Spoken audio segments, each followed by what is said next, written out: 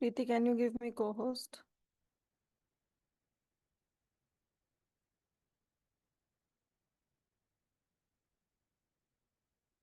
Mm, Yes, Sundari. Mm, Done. Ajay Govinda को क्यों बनाया तूने?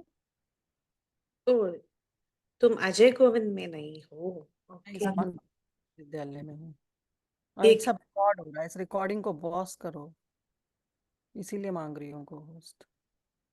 ओके, पॉज करूं? Dang. What am I doing?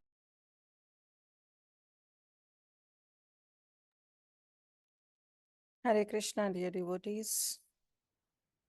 Thank you all so much for joining us. Thank you for your very, very kind association. Really welcome all of you in this wonderful series of Valmiki Ramayana presented by ISKCON of Bhagavad Mahavidyalaya.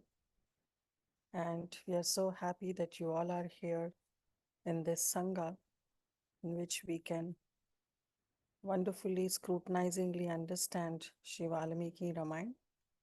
This enriching series will be presented by our esteemed and eloquent speaker, Her Grace Preethi Vilasini Mataji. She is here on the call, but before I hand over the call to her, I would like to give brief introduction about Mataji. So Her Grace Preethi Vilasini Mataji did her chemical engineering from MS Ramayana Institute of Technology, Bangalore, Masters in Anna University, and later she studied environmental engineering at University of Houston.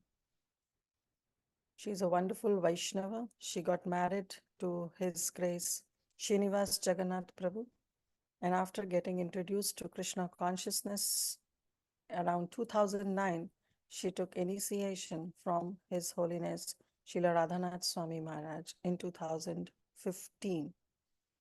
And in 2023, she got second initiated by His Holiness Radhanath Swami Maharaj. She is an exemplary devotee, a great scholar, and she has in-depth knowledge of Shastras, and she is very wonderful speaker in Srimad Bhagavatam and Ramayana.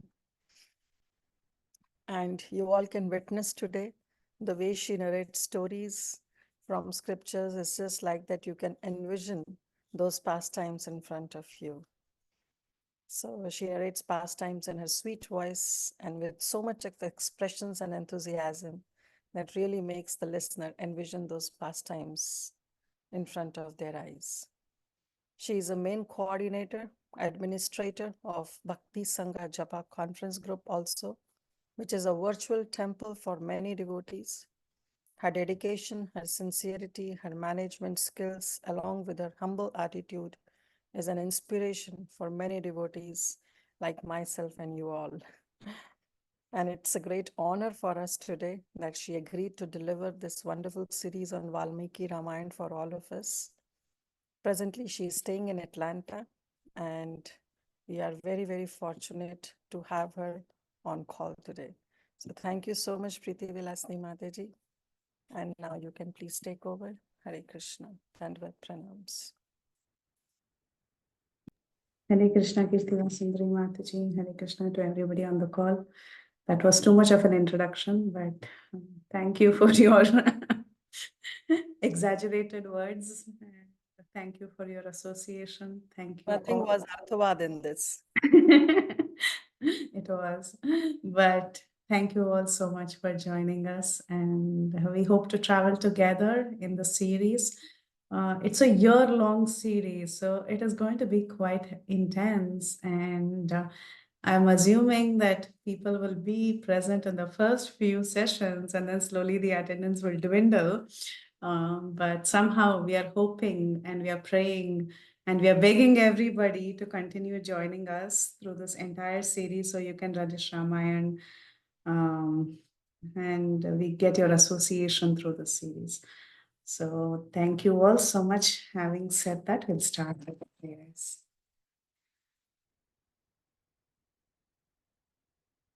ॐ अज्ञानतिमिरान्धस्य ज्ञानाञ्जनशलाकाय चक्षुरुन्मीलितं येन तस्मै श्रीगुरवे नमः। मुखं करोति वाचालं पङ्गुं लङ्घयते गिरिं यत्कृपातमहं वन्दे श्रीगुरुं दीनतारिणं परमानन्दमाधवं श्रीकृष्णचैतन्यमीश्वरम्। नमः ॐ विष्णुपादाय कृष्णप्रेष्ठाय भूतले श्रीमते भक्तिवेदान्तस्वामिनिति नामने। नमस्ते सारस्वती देवे गौरवाणी प्रचारिणे निर्विशेषशून्यवादी पाश्चात्यदेशतारिणे। जय श्री कृष्ण चैतन्य प्रभो नित्यानंद श्री अद्वैत गदाधार श्रीवासादि गौर भक्त वृंद। हरे कृष्णा कृष्ण कृष्ण हरे हरे, हरे Ram Ram Ram Hare Hare. So the course is going to be Valmiki Ramayana. We are only going to delve into the Moola Ramayana. There are many beautiful versions of Ramayana. There are many regional variations. There are many commentaries, and Valmiki Ramayana is very vast. And you can do so much out of that scripture. We can have life lessons. We can talk about different characters. And the scope is unlimited. However, as far as this course is concerned, we will be sticking only to the Moola Ramayana. I will not be covering all the different variations. I'm sure many of you have read multiple variations, but here we will just be focusing on the Moola Ramayana, and we will take a few Vaishnava commentaries that are very popular, and we will cover the important verses with Vaishnava commentaries. So that is the agenda for this entire series, and I hope we all enjoy this together. Kujantam Rama Rameti Maduram Madhuraksharam Aruhya Kavita Shakam Vande Valmiki Kokilam. Valmikir Munisamhasya Kavitavanacharinaha Shrinvan Ramakathanadam Konayate Paramgatim. Vedavedye Parepumse Jate Dasharatatmaje Veda Prachetasad Asit Sakshat Ramayanatmanaha. Anjananandanam Veeram Janaki Shokanashanam Kapisham Akshahantaram Vande Lanka Bhayankaram. मनोजवं मारुततुल्यवेगं जितेन्द्रियं बुद्धिमतां वरिष्ठं वातात्मजं वानरयूथमुख्यं श्रीरामदूतं शिरसा Namami.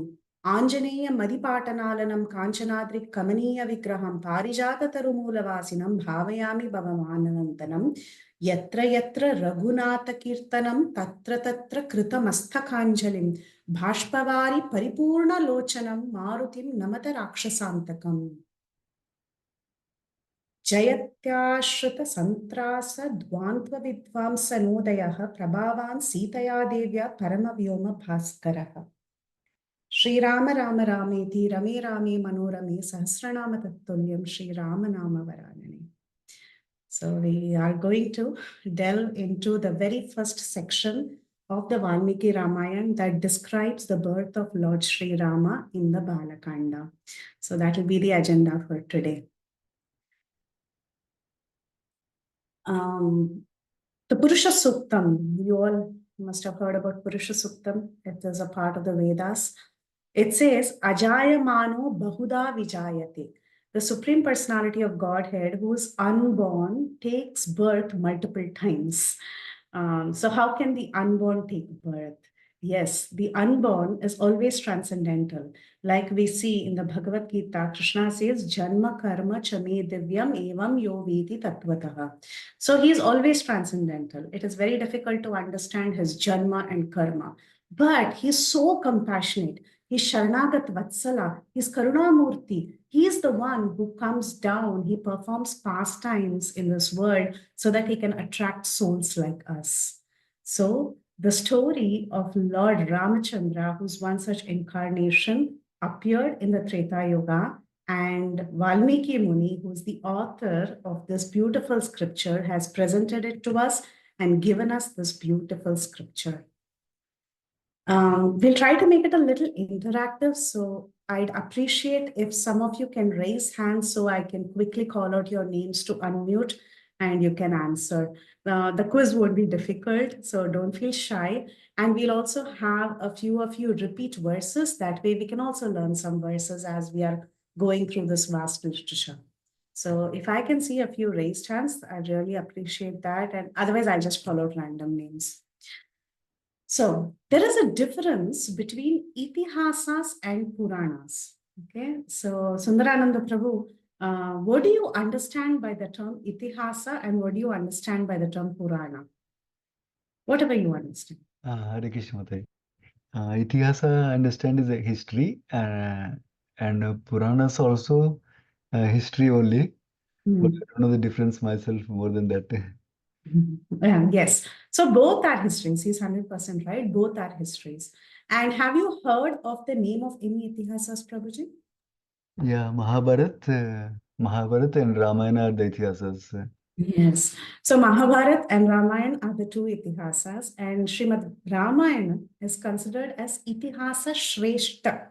Shreshta means first class. So between the two, between Ramayana and Mahabharat, Ramayana is celebrated as itihasa Shreshta. Why? Because it is just the story of Lord Ram from beginning to end. There are no other extra, additions, characters who are emphasized through the Itihasa. Now, what is the difference between Itihasa and Purana? Like Prabhuji, yes, Kirtida Mataji, you want to answer? What is the difference between Itihasa and Purana? Matiji, I think so. Itihasas is itihasa means something that has already happened, history, and Puranas is something which is new, always new, Nava. Mm. And yeah, both, as you said, are history only. But Correct. Puranas are always new whenever we Whenever we hear hear it or read it. Navamiti Purana, correct. Navamiti Purana. Every time, yeah, every time we hear a Purana, it reveals newer and newer meanings to us. It is Purana, it's ever fresh. Very nice. There are also other differences between Itihasas and Puranas, very much like Mataji said, the definition, she described the definition itself. So now that is definitely a big difference between Itihasa and Purana.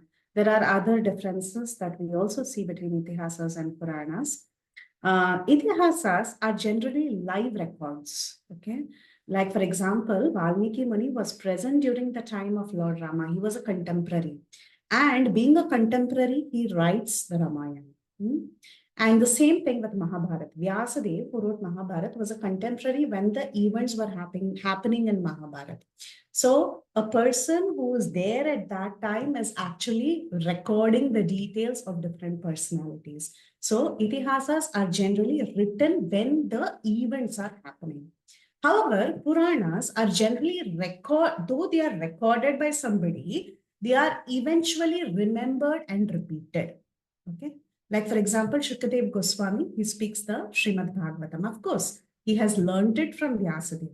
But if you see the Purana itself, it has so many stories that span through different manvantras. Right from Swayambhuva Manvantara till Vaivasvat Manvantara, we have so many different stories.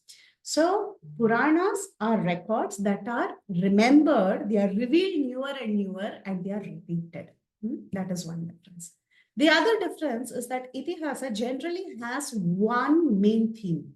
Like, for example, Mahabharata, the main theme is the Pandavas and the Kauravas, and of course, Krishna is a special character, special appearance there in Mahabharata. And how about Ramayana? It is the story of Sita Ram Lakshman. Everybody knows that. Hanuman, right? Main characters. These are the main characters. So the central figure is the same. The character is the same, and the storyline is also the same in case of Itihasas. However, in the case of Puranas, what happens is there are multiple stories. So any Purana you read, you would see multiple stories, again spanning through different yugas, spanning through different manvantaras, Surya Vamsha, Chandra Vamsha, and so many king stories. And then one particular character is given some importance in the middle of the Purana. So these are some differences between Itihasas and Puranas. However, as I mentioned, our Itihasa Shrestha is Srimad Ramayana. So it is important for us to also understand the Ramayana systematically. Now, having given all this introduction, we are going to head into the very first verse of the Ramayana. Please raise hand somebody so you can repeat after me. Yes, Praladanand. I don't even have to ask you to repeat after me. You can only read the verse. So would you want to read the very first verse? तपः स्वाध्याय निरतं तपस्वी वाग् विदाम्बरं नारदं परिपप्रच्छ वाल्मीकिर्मुनिपुङ्गवान्. Thank you, Prabhu. So this is the very first verse of the Valmiki Ramayana. It begins with the word tapaha, tapa. So if you remember in Srimad Bhagavatam, there is a very important place given to tapa. When Brahma was meditating on the Lord, the very first word he hears is tapa, meditate, right? So this tapa is very, very important. The very first verse of the Valmiki Ramayana begins with tapa. So I'll repeat the verse again. Tapaswadhyaya niratam tapasvim vagvidambaram naradam paripapracha valmikir munipungavaha. So this is the first verse, and it says that Valmiki questioned Narada. So the very first verse is a question that Valmiki has towards Narada. What kind of personality is Narada? Narada is tapaswadhyaya niratam. So he is very, very rich in a swadhyaya. He has studied very well. He is known to be a great person who does a lot of austerities. He's tapasvi. Vagvidamvaram. That means he speaks very nicely. Naradam, this is our Narada. Paripapracha Valmikir Munipumgavam. So to such a Narada, our Valmiki had a question that he humbly submitted. So the beginning itself is a conversation between a guru and Sishya. And what are the qualities of a guru? Tapas, Vadhyaya Niratam, Tapasvi, Vakvidamvaram. These are the different qualities of the guru. But then it also mentions that Valmiki was in great tapa. Okay, there tapa is mentioned twice. Tapaswadhyaya niratam, tapasvi vagvidambaram. So one of the tapa can also be attributed to Valmiki, who's asking the question. Now is the $1,000,000 question. First and foremost thing, Valmiki is the guru, right? He has many qualities of a guru. And he is being questioned, Narada is the guru. He has many qualities of a guru, and he is being questioned by Valmiki, who is the disciple. But then what is the tapas that Valmiki is going through? Actually, the another meaning for tapa is also great difficulty, great anxiety, he was in a worrisome mood. Why was he so worried? Why was he so anxious? What was really happening with him? Their answer is that Valmiki had a question in his mind that was troubling him. And he somehow wanted answers. He so badly wanted answers that by the Supreme Lord's mercy, the Guru appeared in front of him. So this is the grand introduction. There is a disciple who's undergoing great tapas. What tapas is he going through? He's feeling terrible because he wants answer to one question that is itching his mind. And because he so badly wanted an answer to this question, the Supreme Lord sent the appropriate guru with all the wonderful qualities, and that was Narada. Now, what was his question? So, can someone repeat after me? Konasmin sampratam loke. Kirtita Mataji, you want to recite the whole verse? Please go ahead. Okay, Mataji. कोनस्मिन् साम्प्रतं लोके गुणवान् कश्च वीर्यवान् धर्मश्च कृतश्च सत्यवाक्यो दृढव्रतः. So the question he asks is, Konasmin sampratam loke? Who is it who is there now in this world? Sampratam loke, right now in this world, who is Gunavan, Kascha Viryavan, Dharmajnascha, Kritajnascha, Satyavakyo Dridhavrataha. So he starts listing different qualities. So what are the qualities he says? He says Gunavan. Who is the one who has all good qualities? Kascha Viryavan, you all know what Viryavan is. He's very valorous. Okay, that's the direct meaning, but it has multiple meanings. Viryavan, Dharmajnascha, who knows what is the right dharma. Kritajnascha, who is very grateful, who has gratitude. Satyavakya, who always speaks the truth. Dridhavrataha. Dridhavrataha means one who has taken firm vows and he sticks to the vows. Charitrena chako yuktaha. one who has impeccable character, charitrena. Sarva bhuteshu kohitaha, one who's the well-wisher of not just his relatives, not just his friends, but sarva bhuteshu, one who's the well-wisher of all living entities. Vidvan kaha, who is the one who's very well learned? Kaha samarthascha, who is the one who has the right attitude, who's always good in whatever he's doing. Kaschaka Priyadarshanaha, who looks extremely pleasing, who's very, very, very, very beautiful to look at. Atmavan ko jitakrodo dyutiman ko nasuyakaha. So who's Atmavan? Atmavan means there are again multiple meanings. But one of the meanings is one who's self-realized, one who knows the absolute truth, one who himself is the absolute truth. So that is also a meaning of Atmavan. Ko jitakrodaha. Jitakrodaha means one who knows to control his anger. Because anger is a spontaneous reaction. But it is not wrong to get angry. But one should know how to control the anger and get angry where it is appropriate. Okay? Dyutiman. Dyutiman means one who's effulgent. Ko anasuyakaha. Anasuya, you all know the meaning, which is non-envious. There was also a great woman by the name Anasuya Devi. So one who doesn't get asuye, that is one who is not envious of others. Kasya bhipyate devascha. Seeing whom the devas are getting feared, they get scared seeing this person. Jataroshaya samyuge. It's together. Kasya bibhyati jevascha jataroshaya samyuge. So like this, 16 qualities, if you just see these three verses, 16 qualities are mentioned.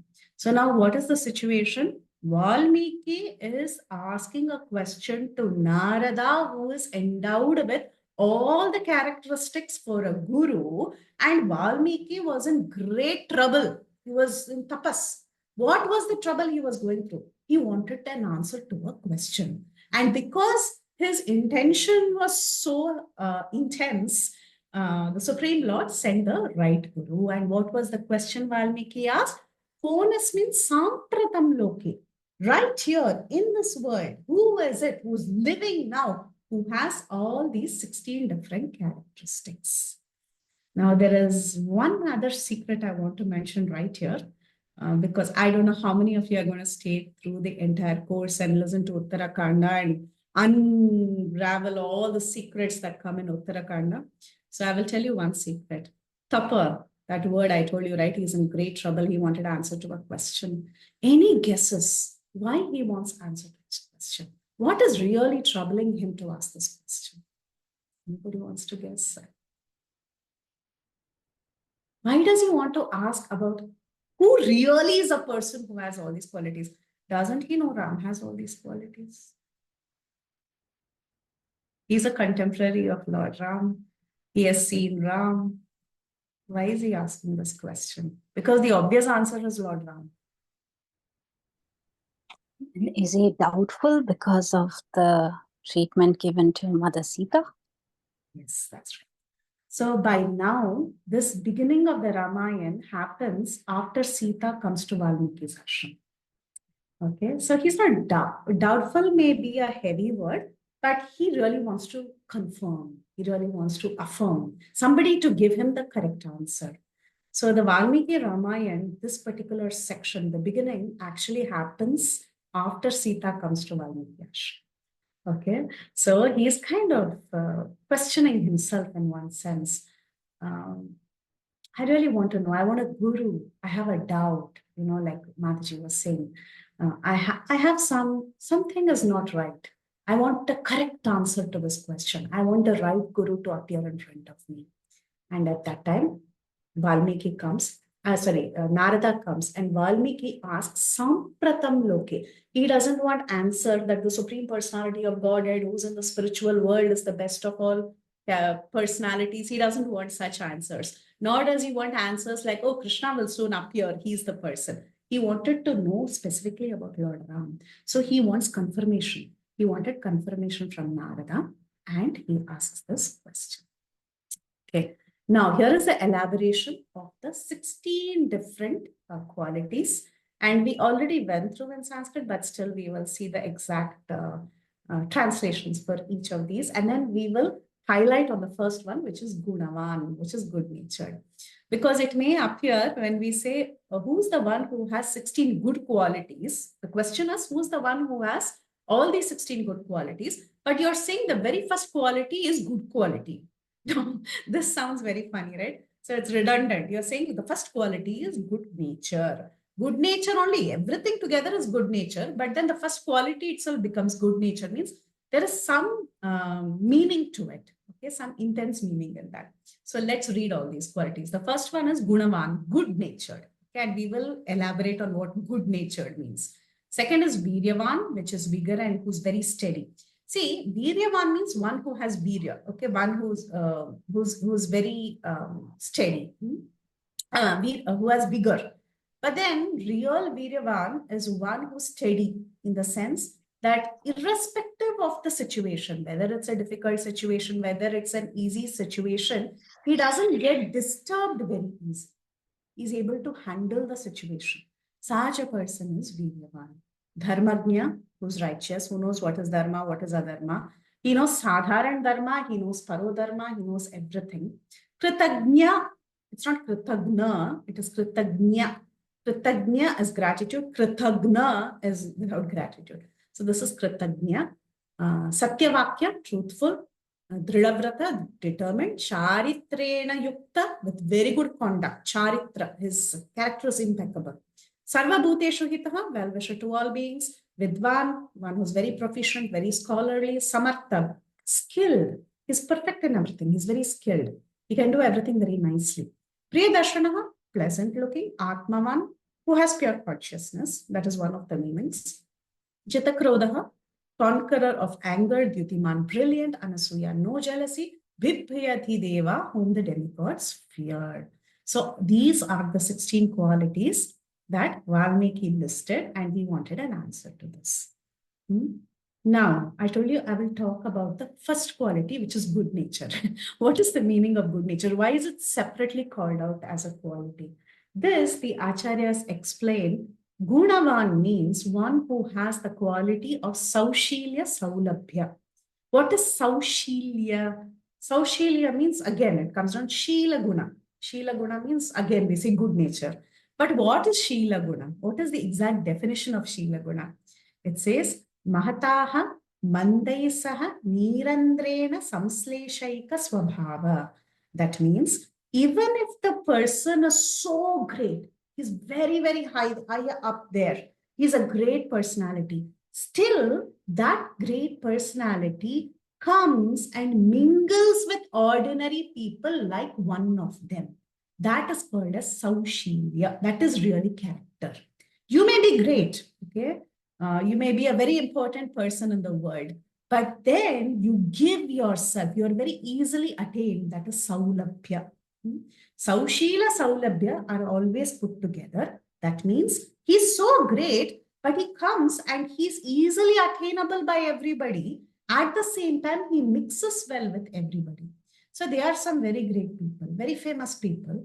They will come, they will talk to you, they will mix with the crowd, but they will always maintain their greatness. Okay, they will never compromise on their greatness. They will mix only to an extent so that their greatness is not diminished. But a person who's Gunavan, who has Shila Guna, will really mix with you like one of you. And he will not have that air about himself, I'm so great. That will not be there. So this is the Supreme Personality of Godhead. Krishna, Rama, they are Gunavan. The Paramatma in our heart. Imagine whichever species we may be taking. Maybe we are in the body of a human being, maybe a demigod, maybe a demon, maybe a cockroach, maybe a snake, maybe a spider, maybe worms. Okay? But still, Krishna doesn't care. He's present as the Paramatma with us. Just like how the water in the waterfalls just flows down automatically and mixes with the water in the pond. Like you see this jiffy image that is here. So there is water that is being poured from a bottle, and there is some water already existing in that glass. This water that is coming from the bottle is easily mixing with the water in the glass. It is coming from a high place, okay? It is falling from a high place, but then it easily mixes with what is present. That is Gunavan. That is one who is Saushilya Saulabhya. So this is the meaning of Gunavan. Affability, amiability, or friendliness. One who is easily approachable. Why? Because of his compassion. Because of the inherent compassion that the Supreme Personality of Godhead has, he is actually the person who should be called Gunavan. The great famous people in this world, how famous are they? They are maybe famous for one quality, but the Supreme Personality of Godhead is an abode of all auspicious qualities. He is coming and he is being with us. Therefore, he is Gunavan. Especially Lord Ramachandra in the Ramayana, we will see he just so easily mixed with everybody.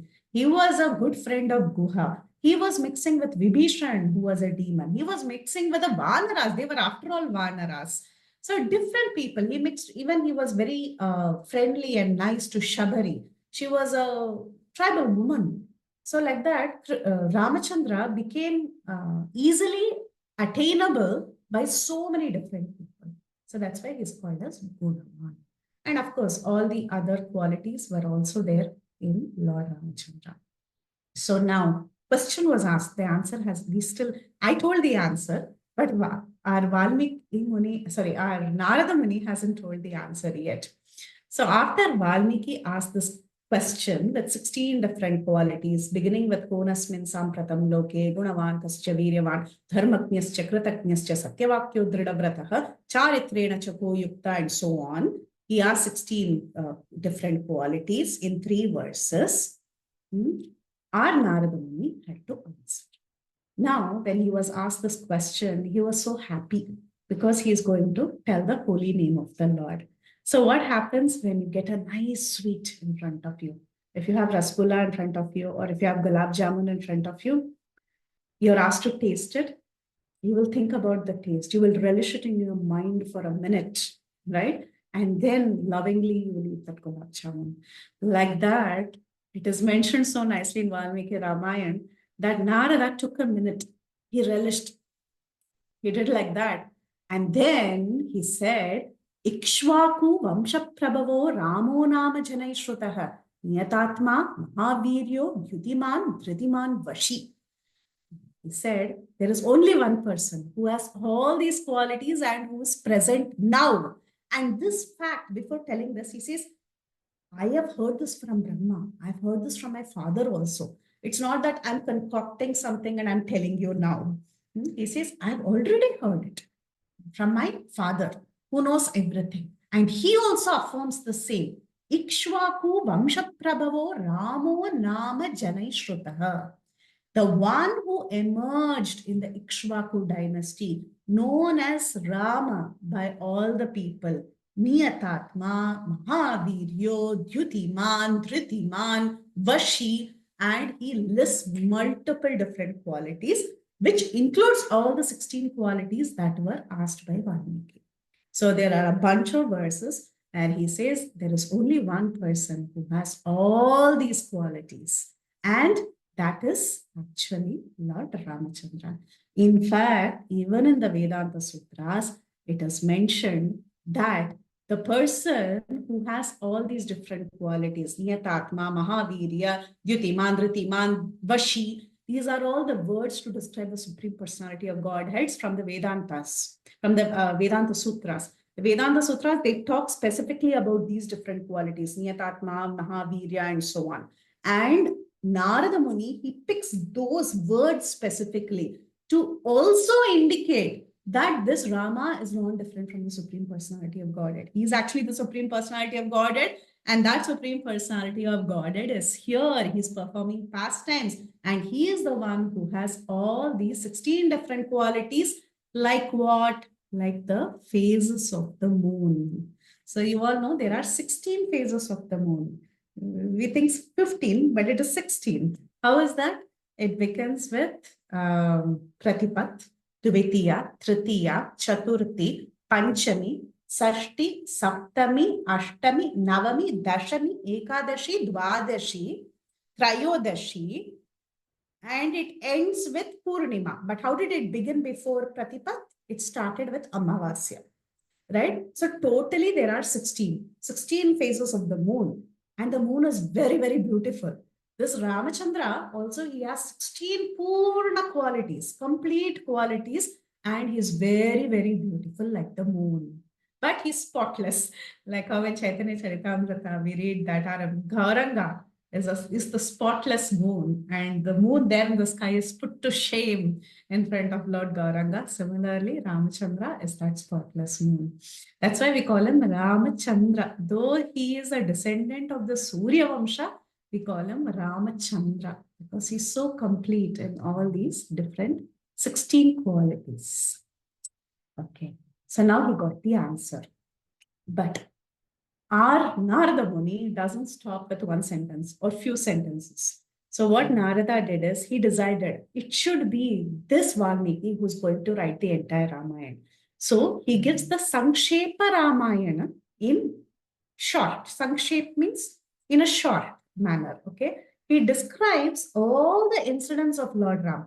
After describing the qualities of Lord Ram, he doesn't stop there. He describes the events that happened in Lord Ram's life from the time he was born till he was coronated and he was ruling, and the kind of rule that he was doing. Because yet still the Uttarakanda pastimes haven't happened. Okay. Uttarakanda pastimes were also visible to Valmiki later. But when our Narada Muni was telling, currently Ramachandra was ruling. He was ruling and the kingdom was flourishing very nicely. So he said, Lord Ramachandra was born. He was born to Dasharath. And after he grew up, Kaikeyi requested some boons and she sent him to the forest. Lakshmana and Sita followed Lord Ramachandra to the forest. They met Guha.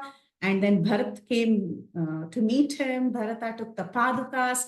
And the life in Dandakaranya that Lord Ram had, how Kabanda, the demon, was delivered, his friendship with Sugriva and the other Vanaras, the killing of Vali, how Hanuman went and saw Sita and Lanka, how Lord Ramachandra crossed the ocean, how Rama Ravana Yuddha happened, and how Sita emerged from fire after the war, and how Vibhishan was crowned, and Lord Ram was enthroned, and Lord Ram's perfect rule. So all this he describes in a bunch of verses. He gives a synopsis. Just like in Srimad Bhagavatam, we have Brahma. Brahma hears the Chatushloki, right? So the seed was given by the Supreme Lord, and then Brahma learned the Chatushloki, and then eventually we see Vyasadev also writes the Srimad Bhagavatam. From Vyasadev, Shukadev Goswami learns it, and then Sutta Goswami repeats it to Parikshit Maharaj. Like that, the Guru gave a synopsis of all the pastimes. Who gave? Narada Muni. Narada is the Guru. So he gave a synopsis of all these pastimes and he put that seed into the heart of Valmiki so that Valmiki could now expand it in multiple verses. So there are many, 24,000 verses in the Valmiki Ramayana, and taking these seed verses, he expanded the entire Ramayana. Now, if you remember, the Ramayana began with the word tapa. And I told there are 24,000 verses in the Valmiki Ramayana. Okay. So every 1,000th verse, 24,000 means after every 1,000th verse, if you take the first alphabet, so tapa, if you see, tapa is the first word. Okay, you take the first sentence of Ramayana. Tapa is the first word. So what is the first alphabet there? Ta. In tapa, it is ta. Then you go 1,000 verses later and you pick the first syllable of that verse. Like that, you go through all the 24,000 verses. That means you will get 24 syllables. 24 first syllable of the 1,000th shloka you will get, right? So that means you will have 24 syllables. Each of these 24 syllables, they form the Gayatri Mantra. Tatsa Viturva Renyam, like that, it goes on and it forms the entire Gayatri Mantra. So that is another secret that is embedded within the Valmiki Ramayana.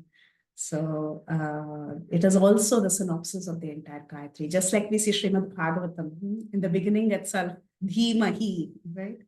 And we have Bhaktisiddhanta, we hear Bhaktisiddhanta Saraswati spoke so much about that. And Srila Prabhupada's purport is so many pages for the very first verse of Bhagavatam, because it is also the synopsis of the Gayatri. I mean, it gives the meaning of the Gayatri. So similarly, Ramayana also, when you read the entire Ramayana, you actually get the meaning of the Gayatri mantra. So it's called as Gayatri Ramayana. And there are many personalities who speak on these select verses that have these first syllables that form the Gayatri mantra. Anyway, so now what happened? He got the seed, right? Narada Muni gave it to Valmiki. Now Valmiki was ready. So now Valmiki thought, okay, I've been given a task, because Narada told him, now that I've told you this Ramayana, you have to now elaborate it and give it to the world and be clear of all your doubts. So feel free, be clear. It is Lord Ramachandra. You will now get the inspiration to compose this great epic. You will be able to understand the heart of Lord Ram, the heart of Mother Sita, why many things happened, why they behaved in certain ways, and all your doubts will be clarified. I empower you to write the entire Ramayana. So Valmiki was very happy. Now Valmiki had a big task in his hand. So first thing, before you start writing a great epic, obviously you have to purify yourself, right? So Valmiki Muni, he goes to the river Tamasa.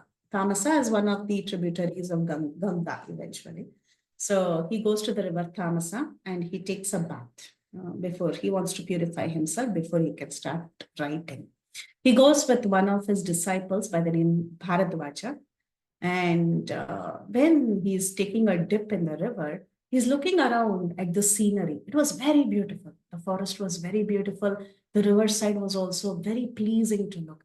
And he was describing to his disciple about how pleasant the atmosphere was. Just like when we have a big task in hand and we have to accomplish something big, when the environment is very conducive, we feel happy because we can do the given task nicely, right? So even Valmiki was very, very happy. He was thinking, this is a very conducive atmosphere. But then suddenly there was a hunter. A hunter came and he shot down a particular bird that was with its mate. There were two birds, Krauncha birds, and they were having a very nice time. They were sitting on the branch of a tree and they were chirping and they were having a nice union, the male and the female bird. And Valmiki was finding it so nice. Oh, everything is so pleasant. These birds are chirping so nicely. It's such a good atmosphere, he was thinking. But then suddenly, when this hunter came, he came and he shot down one of the birds. He shot down the male bird, and the male bird screeched and cried and it fell down. And the female bird was aghast looking at its mate dying. Now, the Krauncha birds are known to be very, very attached to each other, the male and the female. They are very attached to each other, so much so that they cannot live without the other person. So that is the nature of the Krauncha bird. And the female bird was devastated looking at this, and she was wailing and crying. And looking at this, Valmiki got so upset. He just thought some time back that this is such a pleasant atmosphere, and he saw such a terrible scene. And he became overwhelmed with pain. There was so much shock, so much pain in his heart that his shock became a shlok. He said a beautiful shloka. Anyone wants to repeat this? It's a very key verse in the Ramayana. You can raise your hand. Yes, Hema Gopika Mataji. Welcome. Okay. Manishada Pratishtam. Manishad Pratishtham Tvamagama Shashwati Sama. Tvamagama Shashwati Sama Yat Krauncha Mitunadaikam. Yat Krauncha Mithunadekam Avadhi Kama Mohitam. Avadhika Mamohitam. So he cursed the hunter. Thank you, Mataji. He cursed the hunter. He said, Ma Nishada, O Nishad, O hunter, Pratishtam Tvamagamaha Shashwati Samaha. You will not live long. You will not get everlasting peace. Why? Because Yat Krauncha Mitunadikam, Yat Krauncha Mituna, when the two Krauncha birds were in Mituna, when they were enjoying together, At that time, Yekam, you fell down one bird. You killed one bird. Avadhi. Avadhi means you just killed on one bird because he's a hunter. But then when they were in Kama Mohita, when they were enjoying together, at that time, you just one bird, you just killed it. Therefore, may you never get everlasting peace. May your life, everything be reduced. So he curses. He curses the hunter. O violent hunter, by which reason you have killed one bird of the couple when it was infatuated by passion? For that reason, you will never get a state of rest for everlasting years to come. So that was a heavy curse on the hunter. And then he cursed and he thought, oh my God, what did I just do? I am supposed to write the Ramayana, the greatest epic, a big itihasa. I have to glorify the Lord. Narada has given me a task and I end up speaking a curse. After all the tapas, right? We say when a person gives a curse, all the tapas is gone. So he was thinking, what did I just do? I uttered a curse. And he was feeling miserable about it. He was lamenting and telling his disciple, I didn't expect this to happen. So while he was lamenting like that and he was feeling morose, Brahma appeared in front of him. Brahma had heard from Narada Muni that Valmiki is going to compose the great epic, and Brahma appeared in front of him. Valmiki's face was not at all happy because he felt so bad for what had happened. He was thinking about the bird. He was thinking about his mistake that I shouldn't have cursed the hunter. So he was thinking like that. But then Brahma came and he smiled and he said, oh, Valmiki, I know why you're feeling sad, but don't feel sad at all. In fact, the verse that you just spoke is going to be the very first verse of the great epic that you're going to compose. Valmiki was like, what? I spoke a curse. How can a curse be the verse, the very first verse? So he's very, very confused. But then Brahma, he gave the real meaning of that verse. He says, the verse actually means Ma Nishada Pratishtatvam. That means Ma Nishada. Ma always refers to Ma, who's mother, okay? Mahalakshmi. She is Ma. Lakshmi is Ma. Ma Nishada. Nishada means one who lives close to, or one who's the residence of. Srinivasa, we say, right? Shri takes Nivasa on the chest of Narayan. So Ma Nishada is equivalent to Sri Nivasa. That's how Govinda Raja writes the commentary. So Ma Nishada means Lord Ram and Sita. They are Ma Nishada. Pratishthatwamagama. Pratishthatvam. That means you will live very, all glories unto you. Okay. All glories unto Mother Sita and Lord Rama.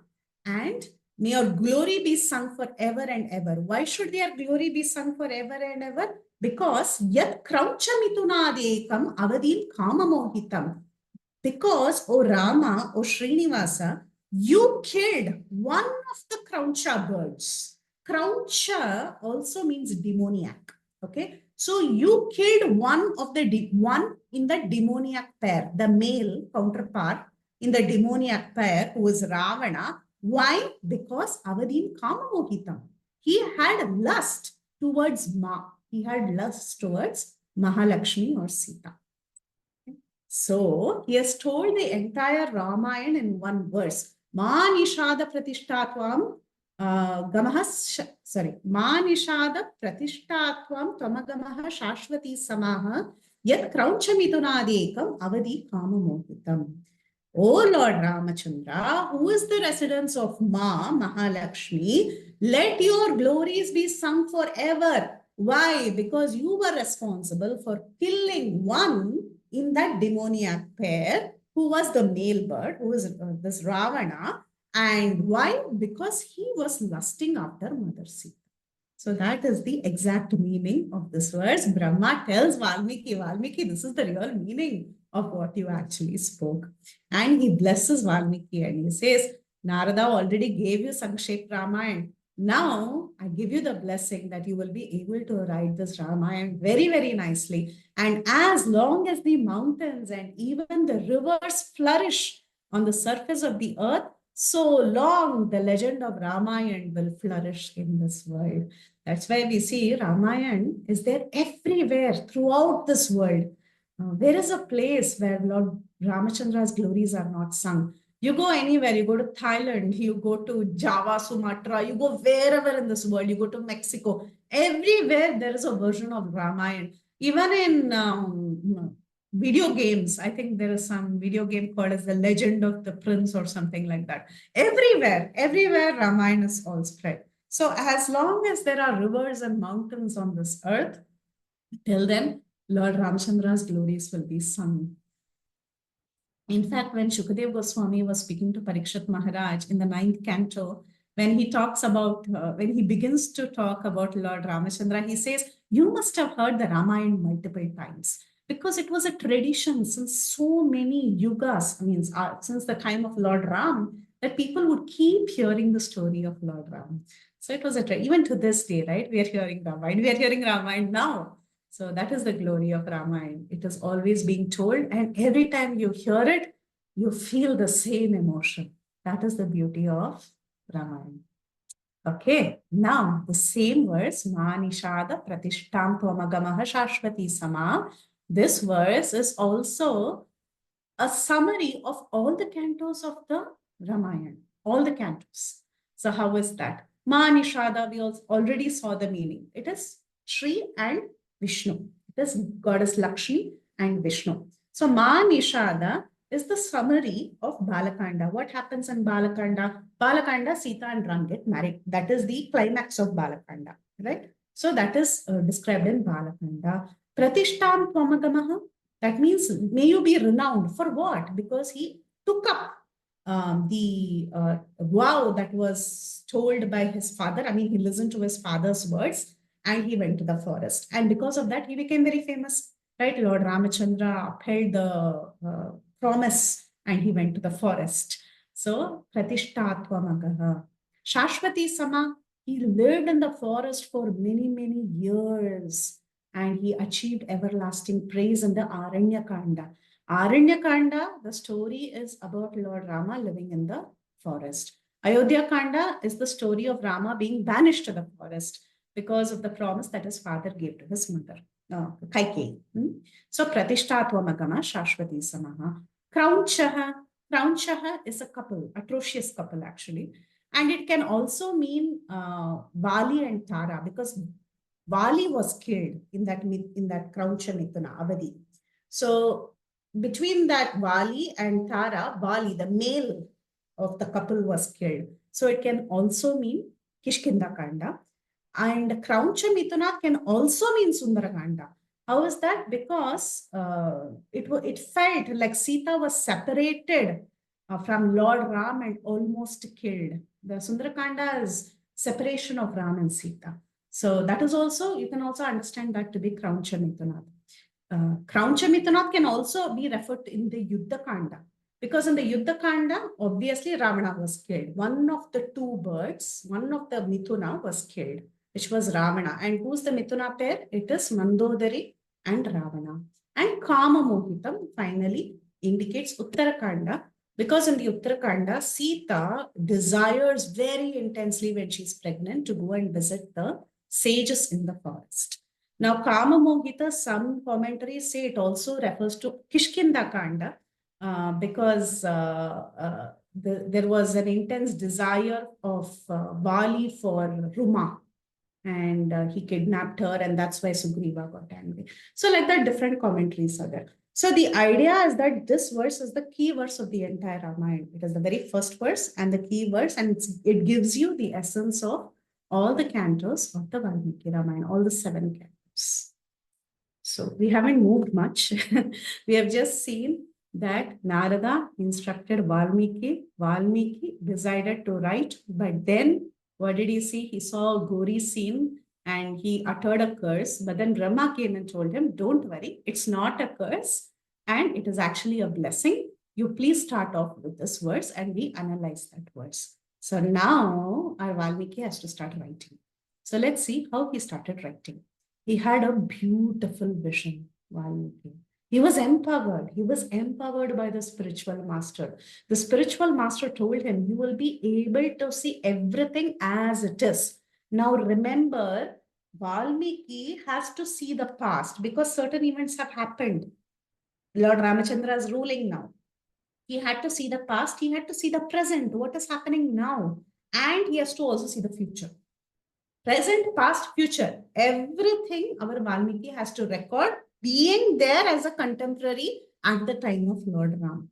So, his vision, he could see what happened in Ayodhya. He could also see what happened in the forest. He could see how Rama, Sita, Lakshman were trekking through the forest. The entire story of the Ramayana, from one incident to the other until the coronation of Lord Rama.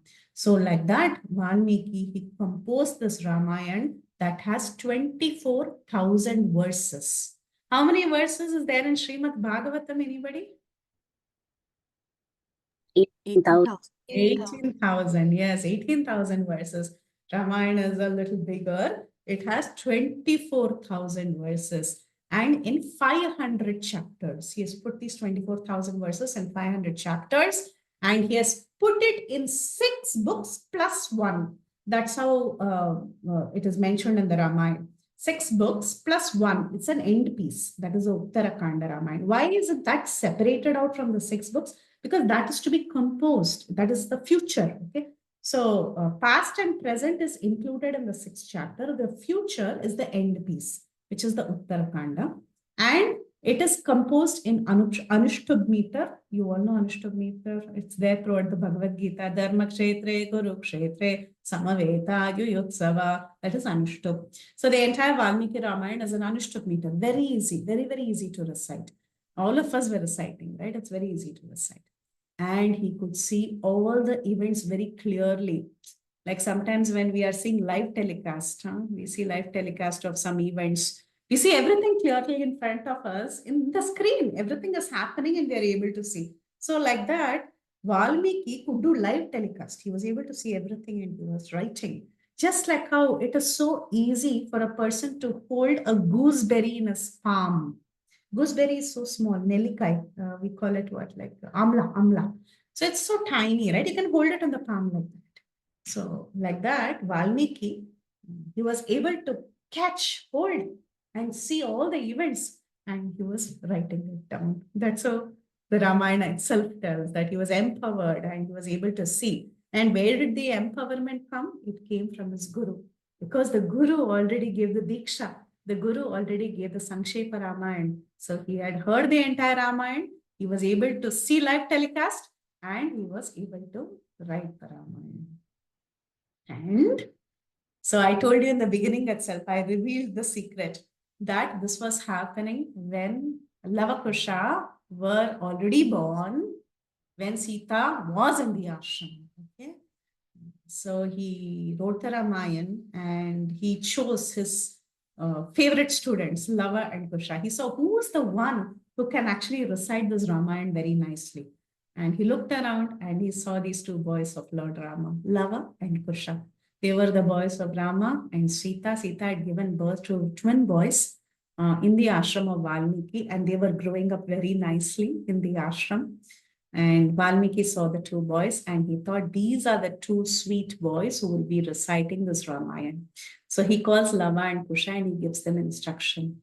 He tells, my dear Lava and Kusha, I want you to learn this Ramayana nicely and go and recite it in every place. Go to different towns, villages, and even go to the capital city of Ayodhya and recite it in the palace grounds. And if Rama calls you inside, you may go. However, if anybody in the kingdom offers you any money, you should say no. You should say no. What is the use of such valuables for Munikumaras? Because you should tell that you are the disciples of Valmiki and you are living the life of brahmacharis, sages, trained by sages. Brahmacharis trained by sages. So you should say, I don't want money. See how nicely the teacher is telling. So he says, don't take money for reciting Ramayana. Go and do prachar. Go and do it. Talk about this Rama Katha everywhere as I teach you. And if someone asks you whose son you are, you should say, I am the disciple of Valmiki. Okay? He teaches his children like this, and he teaches the entire Ramayana, and he asks Lava and Kusha to go and recite the Ramayana everywhere. So they went and they took the instruction of their spiritual master, and they learned the Ramayana very nicely, and they went and they started reciting in various places. As they went to different places, many people saw them and heard them, and Rama himself stumbles upon them and he calls them inside, and Lava and Kusha are invited to recite the entire Ramayana during a particular yajna that Lord Ramachandra was performing at that time. Okay. So while listening to this beautiful Rama Katha, Rama was so attracted. See, now it says, while he was listening to the Ramayana, Rama became so attracted, so much so that he was so absorbed, he went further. First, he was sitting on the throne. Then he was hearing the story in rapt attention. He was so involved. He started moving forward. And he mixed with the people who were there, and he sat down and he listened to his own story. Now, a question of people may ask, what is this? He likes to hear his own story. Everybody is glorifying him and he likes to hear that. Is that what he likes? No, it's not that. Why? Because though it is Ramayana, it is actually Sitaya Charitam Mahat. That means it is the story of Sita Devi. That's the reason Ramachandra was so attracted to that story. He was feeling intense separation from Sita Devi. And when he was hearing these two children who are very much like him and Sita, describing the events of what had happened in their life, he was so attracted to this that he was reminded of his dear wife Sita. Because it is Sitaya's Charitam Mahat, he went and he sat and he listened in full absorption. So this Ramayana is also called as Sita's Charita. It is also called as Paulatsya Vadam. Who is Paulatsya? Anybody knows? Guesses? Ravana. Ravana. Very nice. Ravana. Why is he Paulatsya? Because he is the grandson of Pulatsya Muni. Pulatsya had a son by the name Vishrava. And Vishrava had two wives. One wife's name was Kaikasi. The other one was Idavida. From his wife Idavida, he had Kuvera, who's the stepbrother of Ravana. From the wife Kaikasi, he had this Ravana Kumbhakarna Vibhishan. Okay, so this is their story, and it's not only Ramayana, it is also Sita's Charita, and it is also called as Paulatsya Vadam. And yes, Lava Kusha, they learn the entire Ramayana. Rama is put into turmoil. He's hearing this ballet, and he's understanding that this is actually Sita's Charita. So we just finished 4 chapters. Okay. So these are the introductory chapters to the Ramayana. Chapter 1 is about how Valmiki heard from Narada. Chapter 2 is the blessings of Brahma. Chapter 3 is the vision of Valmiki and how he actually composed the Ramayana in 24,000 verses, and there are so many cantos and all those different details. Chapter 4 is the prachara that was done by Lava and Kusha. Lava and Kusha, they go to different places and they do prachara of Ramayana in the form of a ballet. Now the epic begins. So we completed 1 hour. I believe this class is 1.5 hours. That's what we have advertised. So if you all still have the interest and you have, should I go on? 1.5 hours is okay with everybody? What's your limit like? Listening capacity? Yes, Mataji.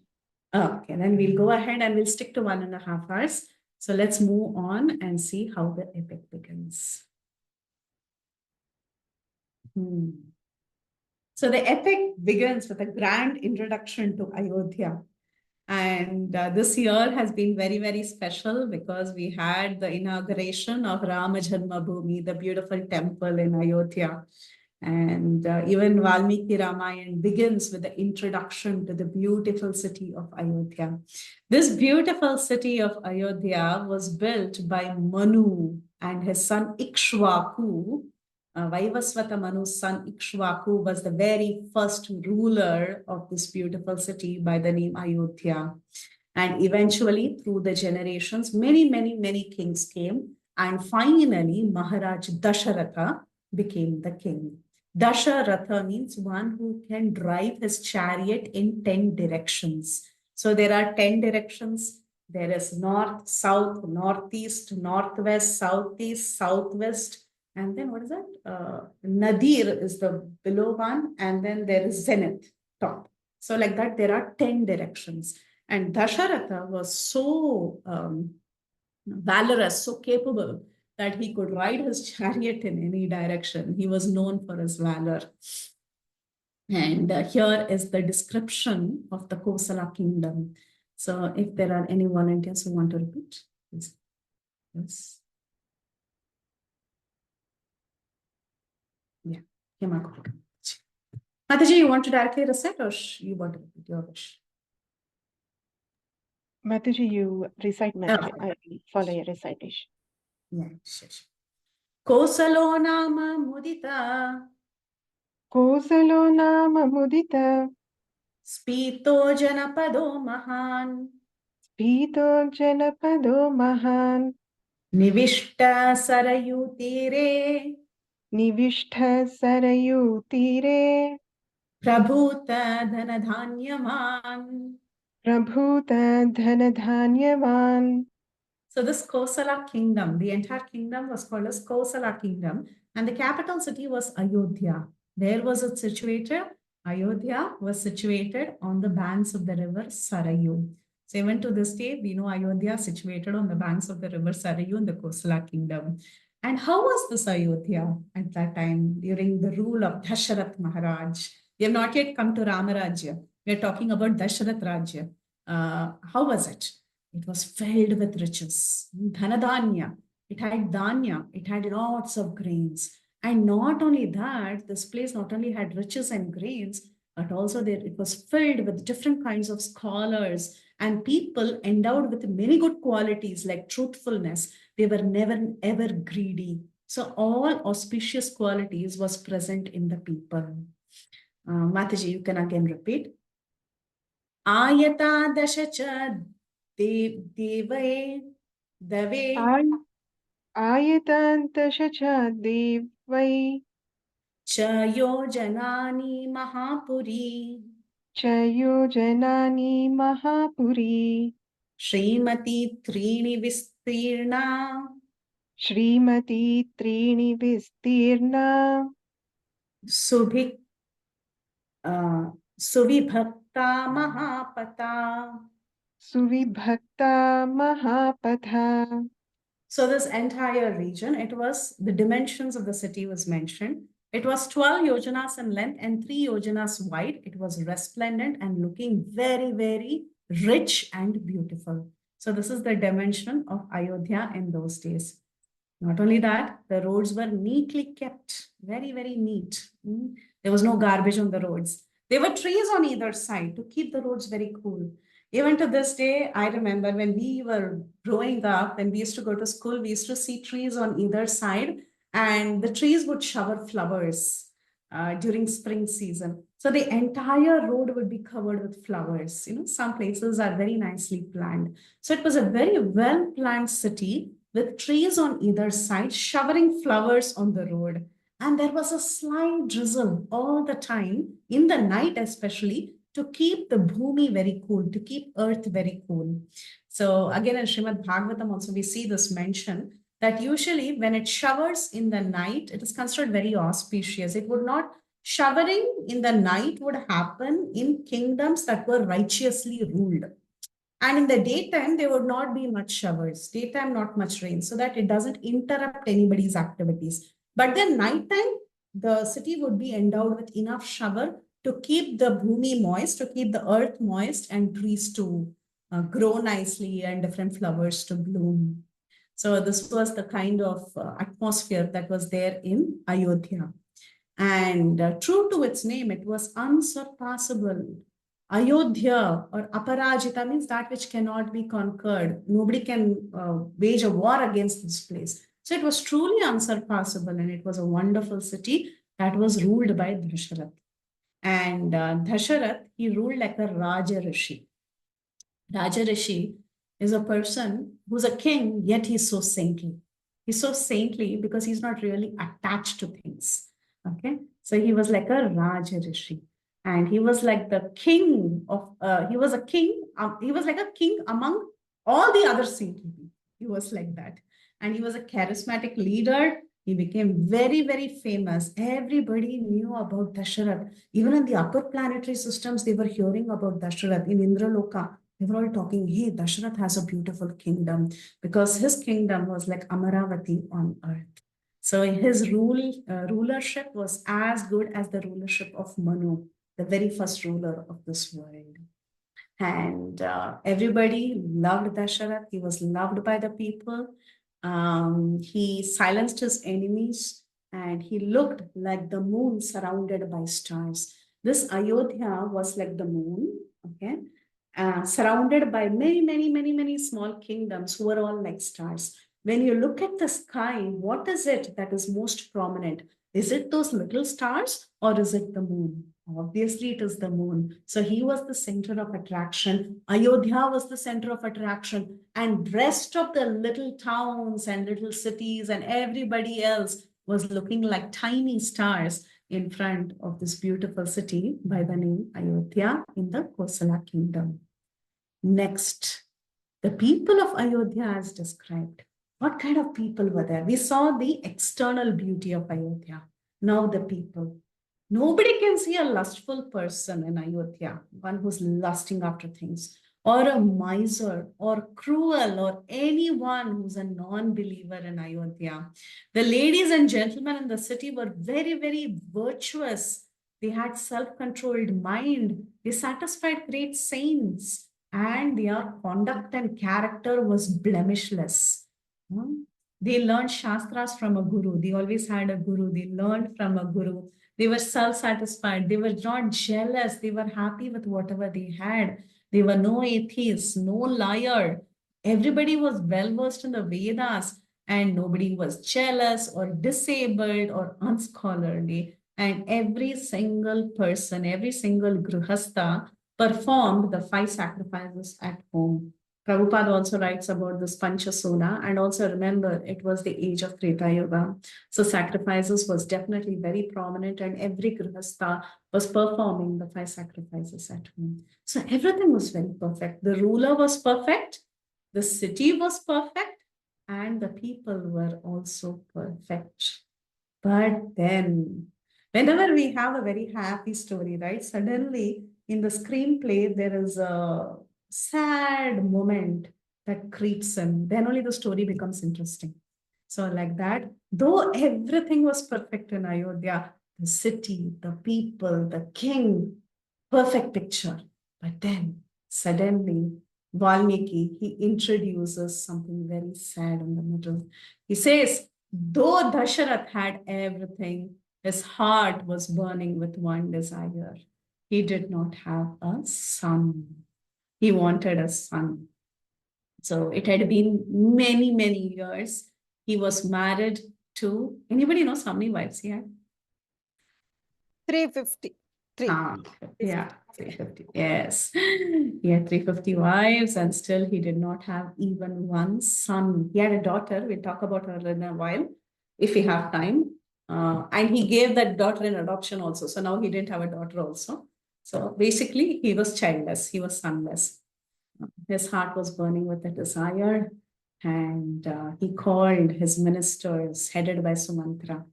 Actually, the ministers in Dasharath's assembly is also mentioned in Valmiki Ramayana. There are many great ministers like Vamadeva, Vasishta, Sumantara, and so many others. There's a Jabali. There is a big list of ministers. They were all world-acclaimed ministers that he had. He had many advisors, many sages who would give him advice, and he was ruling very, very nicely.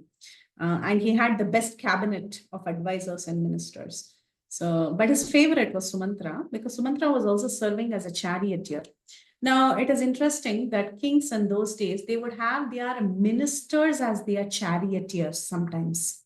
The reason is because when they are heading out in the chariot, going in and out of the city, they sometimes discuss some secrets. What is that? Raja Rahasyas, right?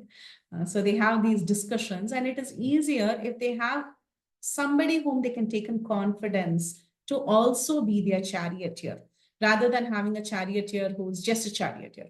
Now, somebody who's a minister, who's a close confidant, can actually be a charioteer, then it becomes easy for the king. So it was a tradition. In many kingdoms, in ancient kingdoms, you can see that the minister becomes the charioteer. So Sumantra, though he was a charioteer, he was also a close minister and an advisor. He called all these different ministers and he revealed us. He said, look, it's been a long time. It was almost 60,000 years. Can you imagine? And he didn't have a child. And he was thinking, maybe I should perform an Ashwamedha Yajna. He said, I want to perform an Ashwamedha Yajna for the welfare of the kingdom. And eventually, the idea of performing an Ashwamedha Yajna is to actually destroy one's sins. Actually, at this point in time, Dasharat Maharaj wanted to perform Ashwamedha Yajna so that he could destroy his sins. Why should he destroy his sins? He had to destroy his sins thinking that he was not having a child because of many sins. I don't want to make a loose statement, but then according to Shastra, right here it is mentioned that when you have too much sins, okay, accumulation of too much sins, it is difficult to have a child. God forbid. I mean, it's not a blanket statement that everyone should take to heart, but that was the thinking of Dashrath Maharaj at this point in time. He was thinking like that, and he wanted to get rid of the sins. Now, the best way to get rid of the sins is to perform an Ashwamedha Yajna, also because he was a king. So, for the welfare of the kingdom, for the welfare of his own well-being, for everything, he decided to perform Ashwamedha Yajna. And Sumantra told him that is a very good idea. We should choose the northern banks of river Sarayu. That is a very nice place, very auspicious place. We will not be disturbed. We can perform this Ashwamedha Yajna. So everything was discussed. The cabinet ministers, they all agreed on this, and they decided to find a good time and date. And meanwhile, he summoned his wives and especially his principal three queens. The principal three queens are Kaushalya, Sumitra, and Kaikeyi. Also, sometimes we say Kausalya, Kaikeyi, Sumitra. Actually, Kaikeyi was the youngest. That is another detail that the acharyas give, that Sumitra was the second one, actually. So it is Kausalya, Sumitra, and Kaikeyi. He calls all the three of them and he tells them that you have to enter a vow, because I'm going to do the Ashwamedha Yajna and you are the principal queens. So take up a vow and generally you know how it works. You have to fast, you have to be very clean, you should sleep on the floor. So there are many rules. So you follow all those rules. I will also be following all these rules. And then you have to be on liquid diet. So like that, there are many rules. I said, okay, you also carry out all this. I'll also get ready to perform the great sacrifice. Now, when things were getting ready for the sacrifice, Sumantara, he comes and he tells Dasharath very, very happily that, my dear Dasharath, actually, I'm very happy that you are performing this Ashwamedha Yajna to get rid of your sins. And eventually, I have heard a story about you, that you will get a son. Dashrath was wondering, what story did you hear about me? That too, a story that I would get a son. Then Sumantra told that in the past, during the Satya Yuga, the Sanat Kumaras, the four Kumaras, Sanatan, Sanandan, and Sanatan. Yeah, Sanat Kumaras. So basically, the four Kumaras, they were speaking to some sages in the Satya Yuga, and the conversation that the four Kumaras had with the sages was a story. They were discussing a story of a future king who would have a son, and that future king is none other than you. So I'll again repeat if anyone got confused. Sumantara told Dasharatha, you will soon get a son. I'm 100% sure. At the end of all these different sacrifices you're doing, you will get a son. because this was already predicted in the past. Sanat Kumaras, they spoke to some sages relating your story. They said in the future, in Treta Yuga, there will be a king by the name Dasharath, and he will have a great son. He will have a wonderful son. And Sanat Kumaras, they told the sages, not only will he have a son, they also said how he will have the son. They predicted that there will be a great sage by the name Vibhandaka, and he will have a son by the name Rishyashringa, who will be a great celibate, who would have never seen a woman in his life, or who had never seen a materialistic person in his life, who will come to the land of Romapada. Romapada is another king who's a friend of Dasharath, and he will relieve Romapada of the difficulty that he is in, because Romapada's kingdom was cursed to have drought. He was cursed by some Brahmanas, and they ended up having a drought in Angadesh. The kingdom of Romapada was Angadesh. So the prediction was this Rishyashringa, who is the son of Vibhandaka, will go to the Angadesh that is ruled by Romapada and relieve them of drought, and he will in turn marry the daughter of Dasharath, who was taken in adoption by Romapada, and he will eventually perform a sacrifice for this great King Dasharath, after which King Dasharath will have a son of 4 sons.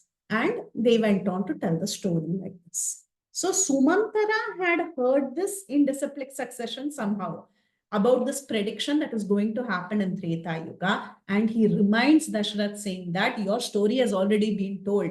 So this is the story that I have heard. There is a sage by the name Vibhandaka in the forest. His son's name is Rishyashringa. He is the one who has actually married your daughter, whom you have given in adoption to King Romapada. And if he comes and does the yajna, then your yajna will be successful, and as a result, you will have sons. Okay? So I hope everybody is okay with the story so far. So now, Sumantara tells, it's high time you invite your son-in-law, because by now, already Rishyashringa was married to Shanta. Shanta is the daughter of Dasharath Maharaj and the adopted daughter of King Romapada. So he says, go and invite your son-in-law to do the sacrifice, and it will be successful. So Dasharath was very happy. He said, oh, that's interesting. It was already predicted. But I'm curious. I want to know the story of how this great celibate, this great sage Rishyashringa got enticed, and he was brought into the kingdom of Romapada, and he married my daughter Shanta. I want to know the entire story. So at that time, Sumantara gives the story of sage Rishyashringa. This is a very interesting story. As I mentioned earlier, there was this king by the name Romapad, who was a friend of Dasharath Maharaj, the king of Angadesh, and Angadesh was cursed to be in a drought because of some Brahmanas. Some Brahmanas became dissatisfied because donations were not given properly by Romapad, and they cursed the entire city of Angadesh to become without any rains. So there was not a drop of rain for many, many years. Romapada was very, very sad. So he called his ministers, and he was discussing with his ministers as to how to resolve this problem. We don't have rain. What can be done? One of the ministers suggested that actually, if we bring this, say, I've heard about a great celibate by the name Rishyashringa. If his leg touches our earth, the earth that is there in our kingdom, if his leg touches the bhumi that is there here, immediately it will start raining, because he has never seen a woman. He's a very strict celibate, and he has never seen anything that is materialistically attractive. He's not seen anything like that. So you can imagine his power. He has so much ascetic power that the minute his leg is placed in our land, it will start raining. But the minister said that still there is a problem. It is not easy to bring that Rishyashringa, because his father is very strict. And his father is Vibhandaka. Why was Vibhandaka so strict? Because he was enticed by an Apsara, and though he wanted to be a great rishi, a great sage, and he wanted to live a celibate life, still he was disturbed by Apsara, and finally he had to have a son, and that son was Rishi Shringa. So he was very, very strict. He didn't want his son to also have the same problem. So he trained up his son in such a way that this Rishi Shringa had never seen a woman. Vibhandaka by now was so annoyed with women that he didn't want his son to even look at a woman. So he was raised very, very strictly. He had no idea that women existed. All that he knew that only sages exist. That's the only idea that this Rishi Shringa had. So anyway, so now the discussion was how to bring him, because his dad will get very angry. His father will get very angry if we go and invite him, or if we take him by force. He's not going to be happy about it. He's very strict. So they were discussing different schemes, how to actually bring the sage to our country. So at that time, one of the ministers suggested an idea. How about employing our courtesans, these dancers? In the court, they have dancers, entertainers. So why don't we ask them to actually somehow entertain and deceive the sage and somehow bring him, trick him and bring him here? So the courtesans said, yes, that's a fantastic idea. We can do this very easily. So they went forward and they told the king and the ministers, it is not difficult for us. We can actually somehow play a trick and bring him here. So they came up with a plan. These ladies, they built a beautiful floating hut, and they got into that floating hut, and it was set afloat on the river that reached this particular forest where this Rishi Shringa, Vibhandaka, and all their associates were. So it was a beautiful river. And from one end, from Angadesh, they came in that floating boat and they reached the border of the forest where this Rishi Shringa was. Now, what these ladies did was, from time to time, they would make their appearances in front of the sage. Now, who's the sage? It is Rishi Shringa, the celibate one, the son. So they would make their appearances in front of Rishi Shringa when the father was not there, because they were very scared of Vibhandaka. They didn't want him to know what they were doing. So whenever Vibhandaka would go out to the forest to fetch firewood, or he was busy somewhere, they would just stroll about and they would make their appearances. This Rishi Shringa had never seen a woman before. So he was very, very curious. Who are these people? They look so divine. He had never seen a woman, right? So he was thinking, who are these people? They look so different, so divine, so attractive. I've never seen sages like this. So he was thinking like that. And eventually, one day, when the father was not at all around, they slowly went near his ashram. And Rishi Shringa was so enticed and attracted by them that he called them inside. And he started offering Argya, Padya, Achamaniya, and so on. And then he offered them fruits and he started worshipping them. And he was asking them, are you some celestials? Why do you look so beautiful? Somehow my mind is not getting off your beauty. You look so nice. So he started questioning them. And they were also nicely talking to Rishi Shringa.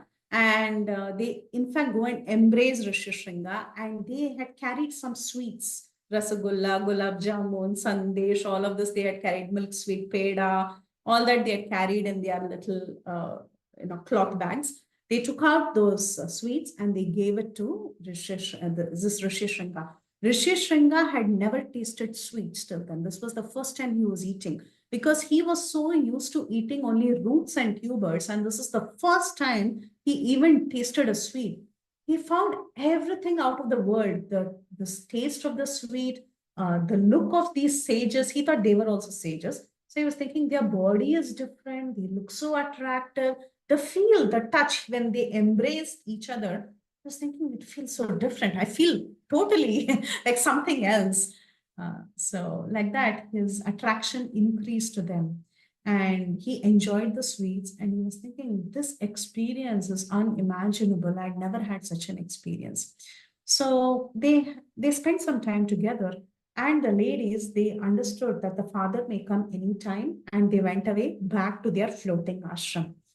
But however, this created a heavy impression in Rishi Shringa's mind. And from the next day, Rishi Shringa would constantly come out of his ashram, and he would wait and he would long to see these new sages that he had met.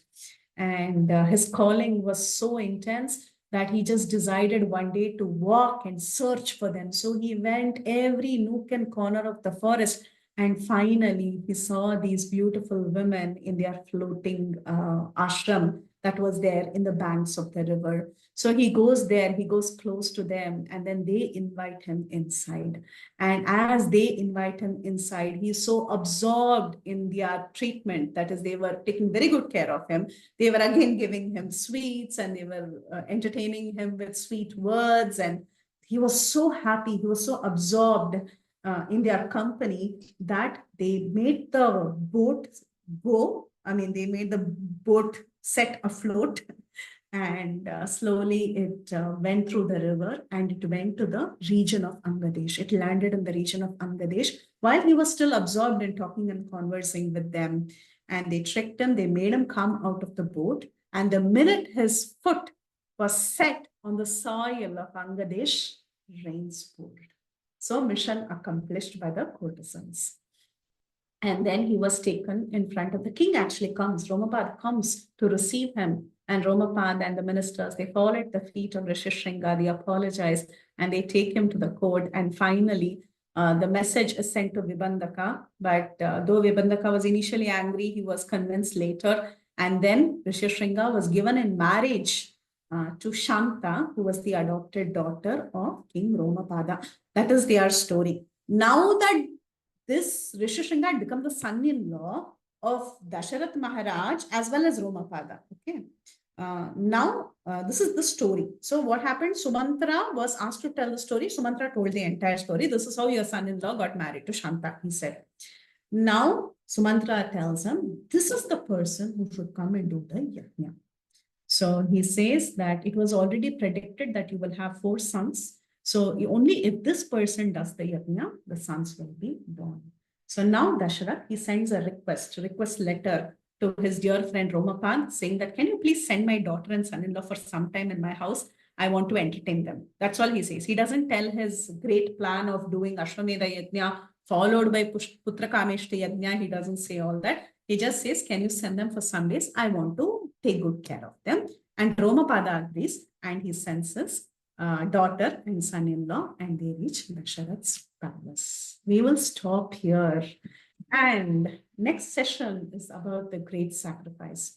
So far I've been telling Ashwamedha Yajna, but you are all very smart. You have all read the Ramayana. So you know it is Putra Kameshti Yajna, right? But we will understand why Ashwamedha Yajna and why Putra Kameshti Yajna later. That I think I've already told you. Initially, you do Ashwamedha to get rid of sins. Then you will be ready to do the Putra Kameshti. Then after performing Ashwamedha, he does Putra Kameshti. It's a very long process. He did it for over 2 years. Dasharath, this entire sacrifice. It's not like he did it today, tomorrow he had a son. It was a very long process. We will see the entire process, what happened, who came in the sky and all that. That's a very beautiful section, the Lord appearing in the sky. And then further things like how the children were born, how they were raised, and the rest of Balakanda in the next class. I'll stop here, and I hope this session was okay. It was useful. You can give your feedback. If you're not happy with anything, I'm very happy to get myself corrected. And any doubts, concerns, questions, comments, realizations, please go ahead. Thank you so much, Preethi Vilasini Mataji. It was so absorbing, wonderful session, excellent, and got to know so much about the introduction of Ramayana. Mataji, I have one question. You have not narrated the story of Rishi Shringa, why he was born out of deer and why he has... The semen was actually taken by a deer, and the deer gave birth to Rishi Shringa, and he was born with a horn. So he's called as Rishi Shringa. But the semen was of Vibhandaka only. Yeah, of Vibandaka, and he was excited looking at one of the apsaras. Apsaras. Okay, that's the reason. Yeah. Thank you. Thank you so much, Mataji. So Prahladananda Prabhu, you can go ahead. Dhanavad Pranam Mataji. About Valmiki Rusi himself, we have heard so many stories and all that. Is there any authentic kind of, you can tell us about Valmiki that he was previously, a A hunter or hunter, something like yeah. that? It's there in the other Puranas like Padma Purana that he was Mhm. initially a hunter. And Mhm. that's how, we also hear the story of him chanting Ramanama, and then he becomes Mara Mara Mara Mara Mara Mara, and then he becomes, he chants Ram, and then a Valmika forms. When does he get the name Valmiki, right? His name was some hunter, somebody. But then a Valmika forms around him. Valmika's anthill. So it is formed because of this continuous chanting.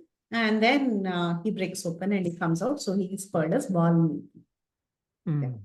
Okay, thank you. But this part is not there in the Valmiki Ramayana. So I didn't cover it in detail. But it is there. It is there in other Puranas. Okay. Indulekha? Hare Krishna, Mataji. Thank you so much for this very beautiful session. Mataji, I had two questions. One is about, so you talked about the difference between Itihasa and Puranas. So we have so many different versions of the Ramayana, right? That are written by so many very great authors.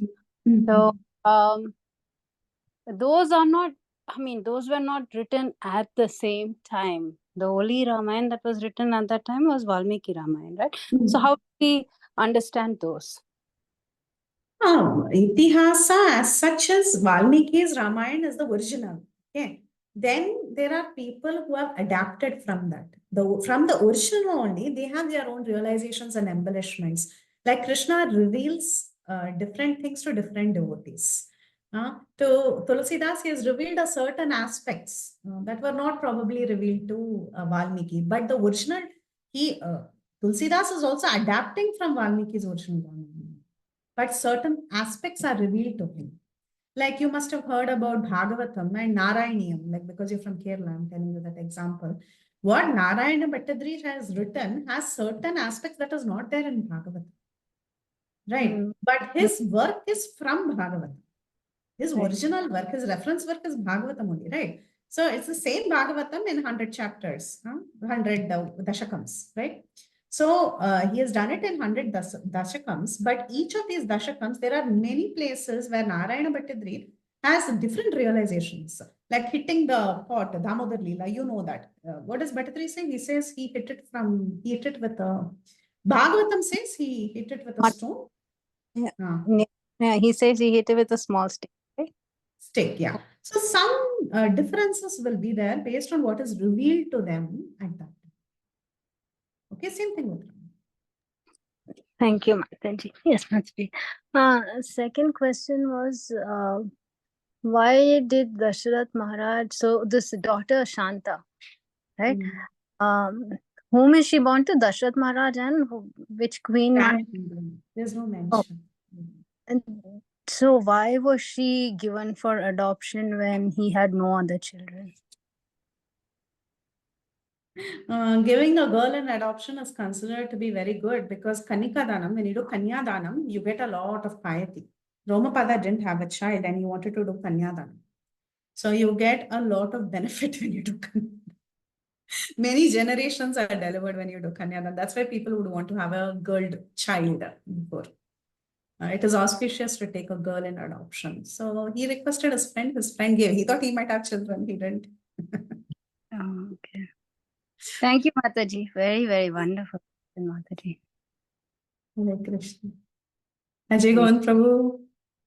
Hare Krishna Mataji Pranam. Thank you so much for this elaborative, educative session. In the beginning, you mentioned about the time when Ramayana was written. So definitely, I agree to the point which you said that, the conch bird was one of them killed, and then, Valmiki looked at it and he was sad and got Mhm. this tune and all. But for the timings, you were mentioning that this was written after Sita was in the ashram of Valmiki. But Mhm. there are a lot of places where I have heard that Valmiki was actually inspired and was able to get the whole Ramayana even before the Ramayana has taken place, because it was manifested in his heart. And I have heard it many places. I don't have any source or anything to put that, but do you have heard about that, or is there any clarification on that point? I'm not sure. But the verse, it's a Ramayana verses itself say that he was able to see what had happened in the past and present, and he was composing it, and even the end piece he was able to write. So, and this one, Narada also tells him all these that has happened will be revealed to you. And it is all in past tense. The verse itself says that he was able to see how Ram walked through the forests and so on. And immediately, right after his vision and his composition, he calls Lavakusha and he teaches them. And then again in the last piece, in the Uttarakanda piece, again this is repeated. That this happened because after Lavakusha were born, again the same thing. Valmiki comes and then he's feeling distressed. He meets Narada. The same piece repeats in Uttarakanda. So that's how we know this is the time. Okay. Thank you, Mataji. Thank you so much. Hare Krishna. Thank you. Hare Krishna. Hare Krishna, dear devotees. Anybody else has any questions, any realizations to share? Hare Krishna, Mataji. I just have one small quick question. Huh. Mataji, I don't know, I had heard it somewhere. Was the Uttarakanda written afterwards, after Love and Kush were born, and after Sita Mata came to the hermitage of Valmiki? Because he wrote up to the coronation of Lord Ram. But after that, it was added as an addition to the Ramayana. But Valmiki only. Yeah, so I've heard it somewhere. I don't know how authentic it is, my information. So I just wanted to clarify on that. Yeah, he writes it. He writes the later piece also, and he teaches it to Lavakusha, because in the Uttarakanda, you see that Lavakusha's, when the sacrifice, Sita goes into earth, and then Lavakusha say, please hear to the remaining part, what happens after Sita goes into forest, and they continue reciting after that also. So everything was composed by Valmiki. Okay. But he composed this better version later, or just asking. You can understand that it happened in there was a break, and then again he composed like that. Okay. But he hears only till coronation. Sankshepa Ramayana is heard till coronation and the rule. Till there, he hears from Narada. He composes it, and then he has later incidents that he's also seeing. Right? He's hearing, he's knowing, because this vision that he's having is continuous. It meaning. Yes. It's not that I know I can, with this vision, I can see only past, I can see only present. He sees everything. Everything is revealed to him. Okay. All right. Thank you so much, Mataji. Your session was wonderful. And thank you so much for your wonderful service, Mataji. Hare Krishna, Dandvat Pranams. Hare Krishna. Hare Krishna, thank you so much. So, Preethi Vilasini Mataji, is it okay? We can end the session. Sure. So, thank you so much, dear devotees, for joining us. So, as you all know, this session will be every Monday from 6:30 to 8 p.m. EST. So, please join us next Monday also. So, thank you so much, Mataji. On that note, there are a lot of chat messages. Everybody is thanking you. So, thank you once again. So, we'll stop here. Let's pay our obeisances to all the Vaishnava devotees. Vancha kalpatarupescha kripa sindhu bhayavacha patitanam Patitanam Vaishnavyo Namo Namah. Anantapati Vaishnava Vaishnavyo ki jai. Jai. Chandra ki jai. Hare Jai. Krishna. Hare Krishna. Thank you, Hare Mataji. Krishna, Mataji. Mataji, thank you. Thank you. Hare Krishna. Thank you, Mataji. Mataji, you are host. You can end. Yeah, I'll end the call.